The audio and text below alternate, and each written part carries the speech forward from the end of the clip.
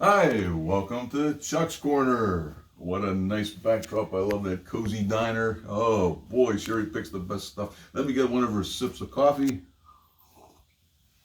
All right, put this down here. The topic today is really interesting. All right, and this is for magicians and non-magicians alike. Levitating magic or suspension magic. Now, what I mean by this, everybody has seen the floating woman. One of the first things I saw at an amusement park here in Pittsburgh was a woman come out during a magic show with a broom, and she was sweeping. And then what the magician did was he came out and he hypnotized her, supposedly, put the broom under her arm while she was still hypnotized, and he raised her legs up. She was standing out at an angle, floating. It was more like a suspension. And it just blew my mind because I was literally right there.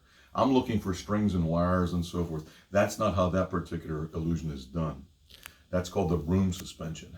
Now, everybody has seen the floating woman as well. That's probably one of the overall greatest illusions ever devised. It's called the ashra levitation. What it is the woman lays on a table and the magician covers over the cloth. You can see her form underneath the cloth, okay?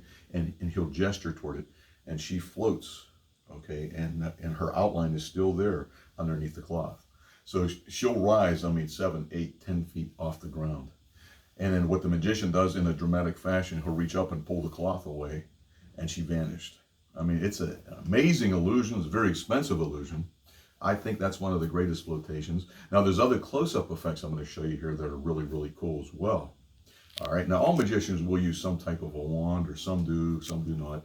The great magician, Robert Houdin, he used a wand in all of his shows. Now, this is kind of cool because if I gesture, watch, it'll slowly start to rise. All right, and what's cool, and the wand can be examined. And here's another thing you can do with this wand. I talked about suspensions as well. It'll stay suspended even though all fingers are visible. Okay, so you can do a lot with a magic wand, but this one will float, it'll rise. It's kind of cool. Now, here's something really neat here. I have some moon soil. Yes, moon soil from many, many years ago. It's encased in this plastic square.